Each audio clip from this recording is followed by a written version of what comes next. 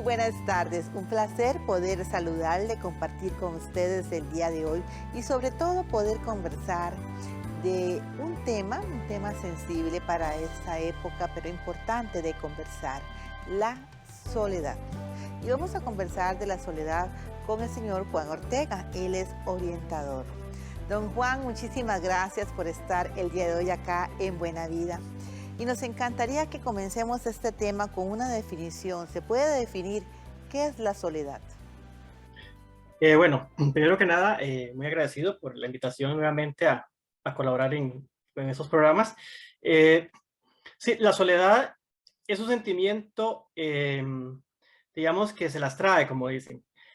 ¿Por qué razón? Primero que nada, porque es muy usual que las personas expresen otros sentimientos como adjuntos. Es decir, cuando usted le pregunta a las personas cómo se sienten, te pueden decir que se sienten con ira, se sienten impotentes, se sienten tristes, se sienten melancólicos, pero difícilmente usted va a encontrar que alguien te diga, me siento solo o me siento sola. Es un sentimiento que solamente se esconde detrás incluso de la ira o la agresión, porque el sacarlo nos sensibiliza mucho.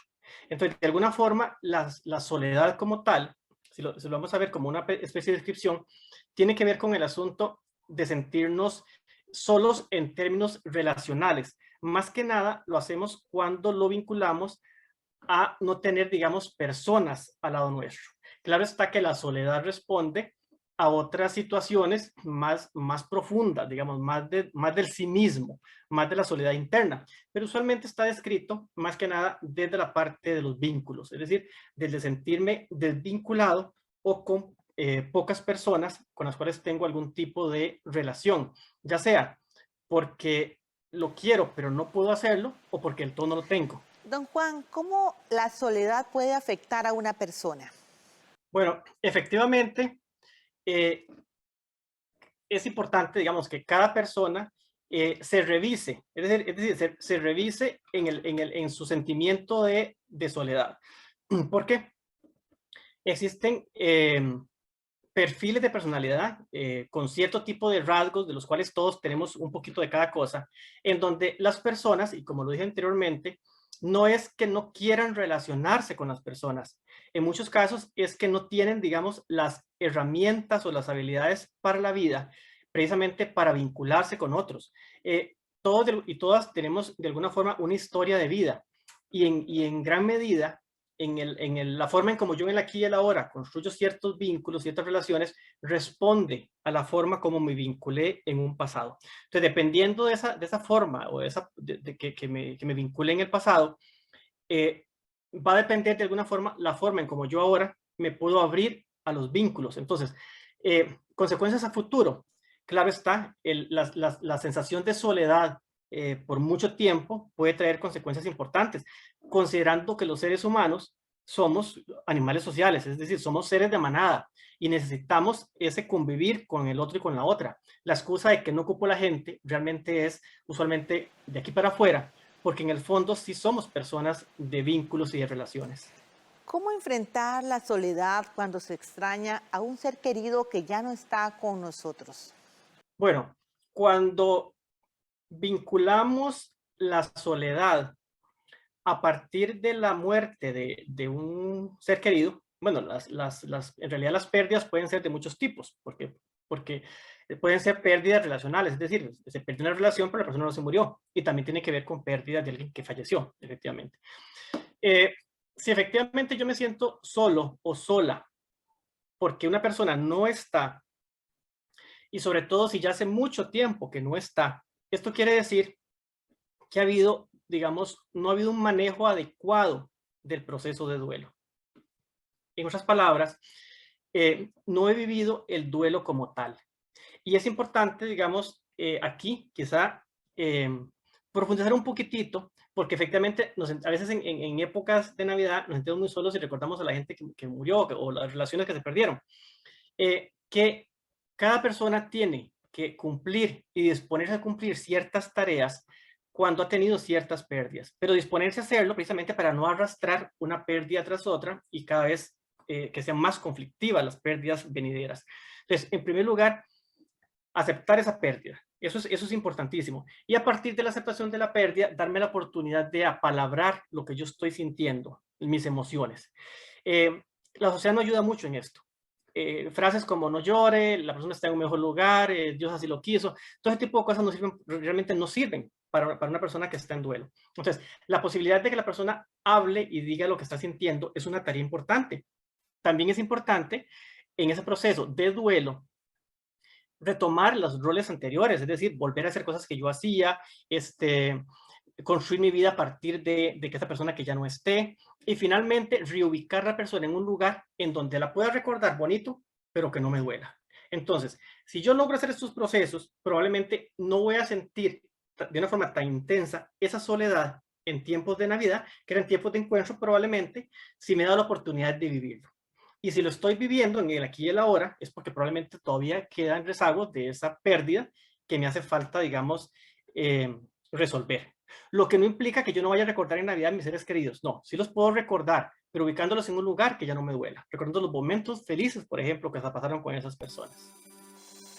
Nos tenemos que ir a un corte comercial, pero volvemos en un momento para seguir nuestra conversación con don Juan Ortega, orientador. Ya casi volvemos.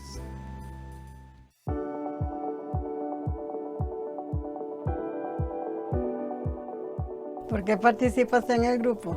Fue que ya tenía mucho tiempo libre, entonces yo tenía que ponerme a hacer algo, porque estar uno en la casa, solo en la casa, no me sentía bien. En los grupos yo he recibido mucho cariño, mucha amistad sincera, que me han contribuido a que a mis 80 años me sienta una persona plena. A mí me encanta esto, me siento muy bien aquí en el grupo. La prueba está que tengo 14 años de estar con AGECO y trabajo con AGECO en muchas actividades también. ¿Cómo funciona y qué actividades realiza la red? Nos reunimos cada mes y planeamos, coordinamos muchas actividades culturales. Se hacen bailes, se juega bingo, se convive mucho juntos. Es una felicidad estar en un grupo de adulto mayor porque se conoce mucha gente. En el caso de uno que ya llega a una edad, dicen ya no sirve para nada, no. Ahí lo motivan y uno se siente feliz. ¿De qué forma le ha ayudado a usted pertenecer a los grupos? Aprendí a hacer las cosas con más entusiasmo, ayudando con mi carácter, porque yo era un poco más agresivo. Tenemos un grupo lindísimo. Aprendí muchas cosas. Principalmente lo que es la unión de amigos, de conocer amigos y hacer amigas preciosas. ¿Qué tipo de actividades son las que más disfrutan en el grupo? Esa es la parte recreativa, divirtiéndose, pintando, jugando bingo, jugando jacks, jugando cromos. Lo que más disfruto yo y veo que los demás disfrutan son los bailes que hacemos nosotros. Nos sentimos muy orgullosos de pertenecer a AGECO. Me siento que todavía sirvo, que es lo principal. No lo piense, participe. Llámenos al 2542-4500 o escriba a ageco@ageco.org y le daremos más información.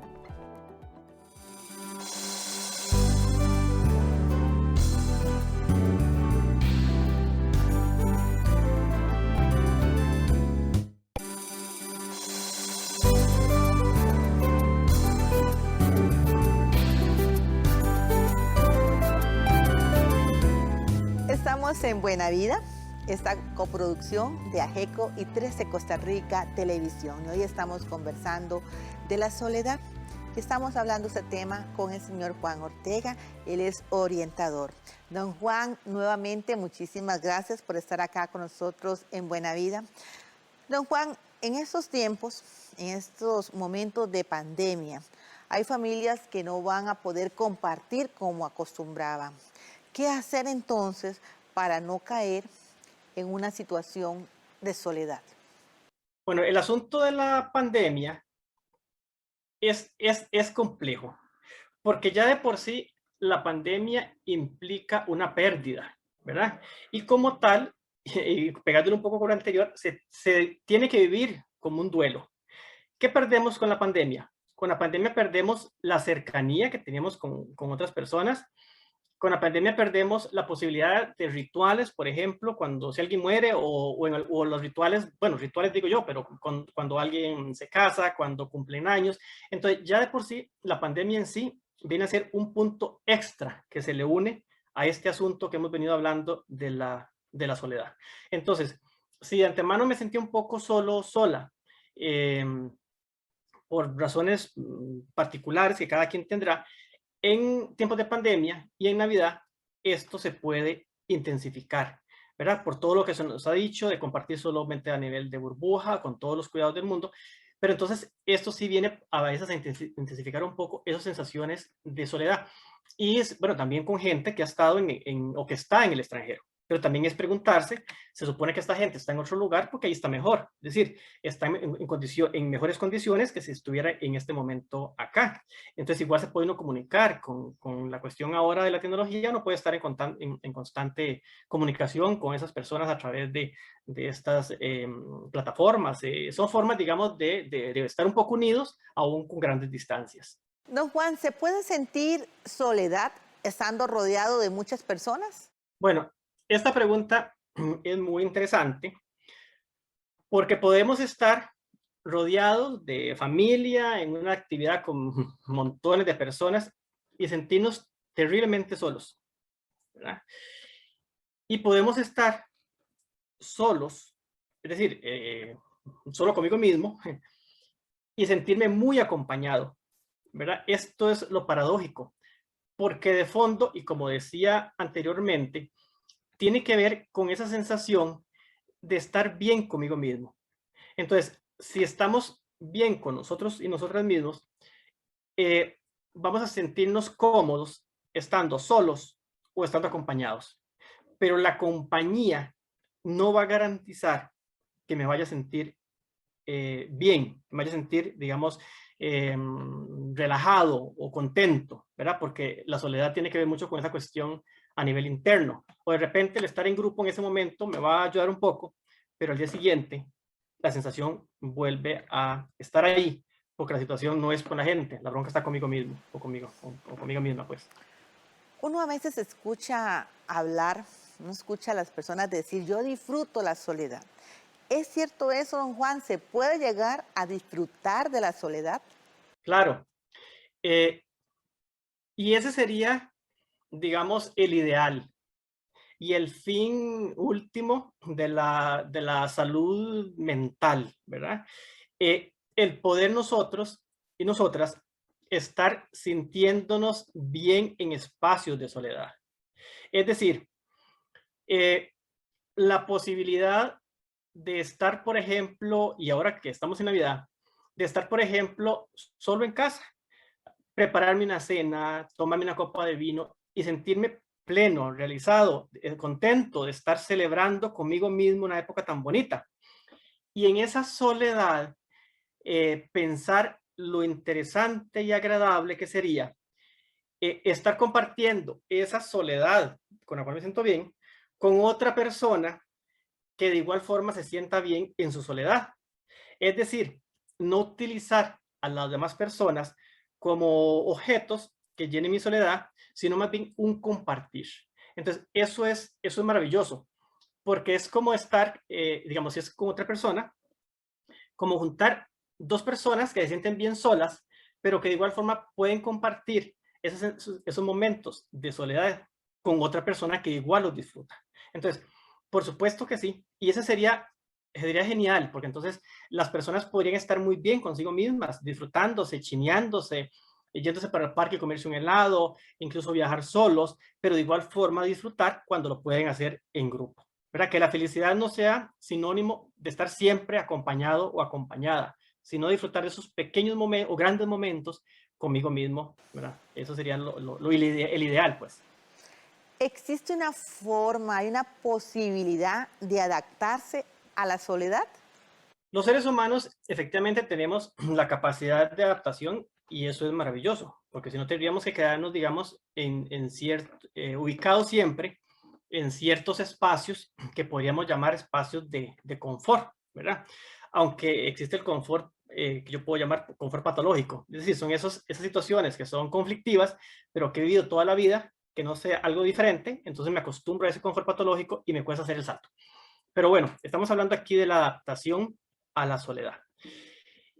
Como decía anteriormente, lo ideal sería que yo logre estar bien conmigo mismo en esos espacios de soledad y disfrutarlos y de igual forma como puedo disfrutar con otras personas, porque también, como dije en otro momento, es necesario compartir con otros seres humanos, somos seres sociales.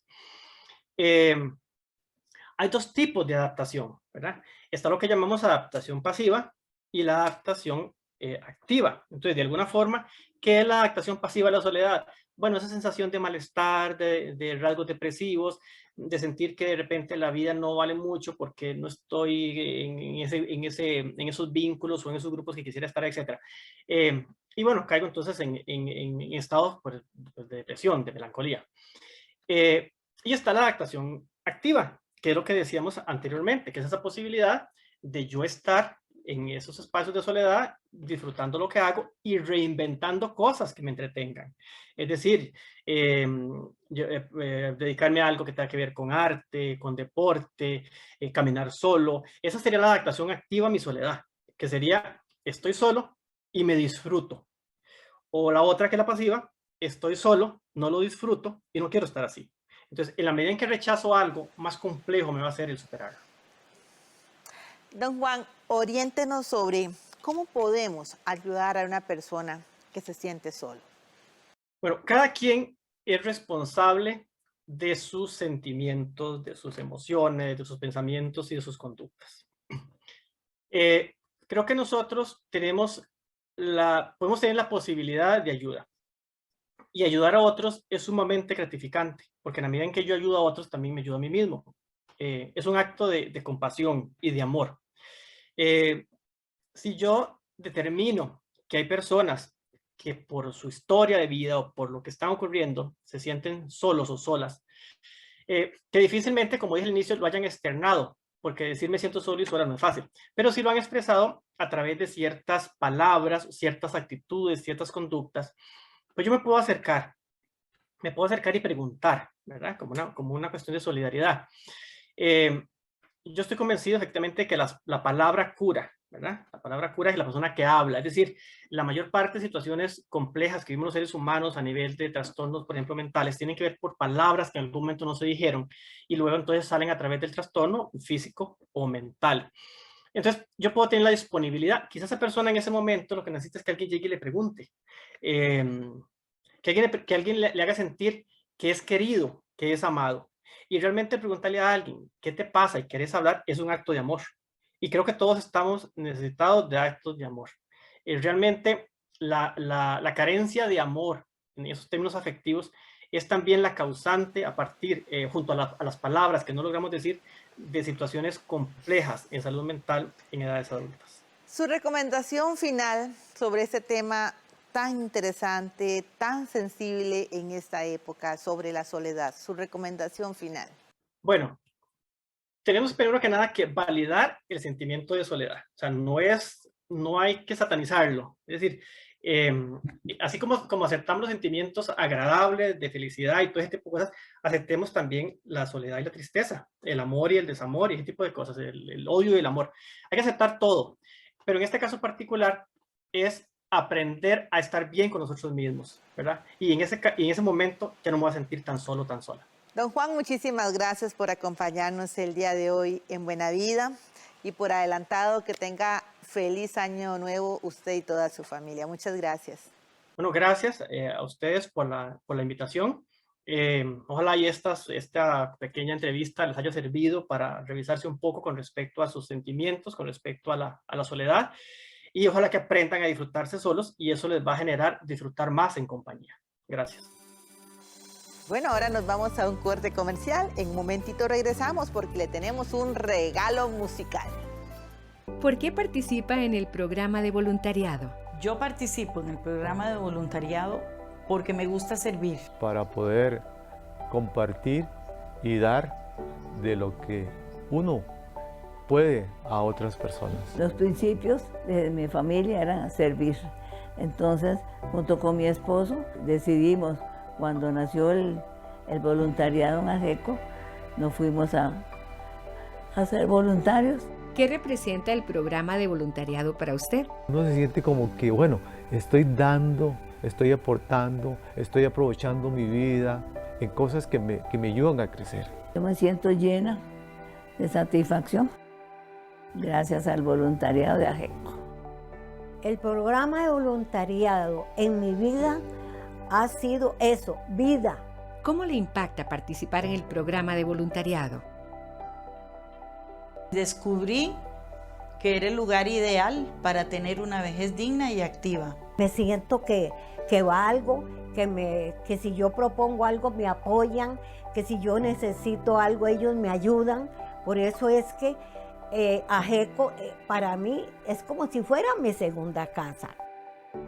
Sentirme realizado, asistiendo a proyectos, asistiendo a actividades que me permiten no solamente compartir, sino que dar.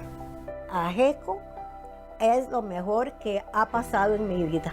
El voluntariado de AGECO impactó también en mi familia, porque yo siento que es un ejemplo. Tenga siempre el espíritu de servicio que yo he dado con mi ejemplo, esa es mi pretensión. Personas mayores voluntarias construyendo caminos de trabajo solidario. Llámenos al 2542-4500 o escriba a ageco@ageco.org y le daremos más información.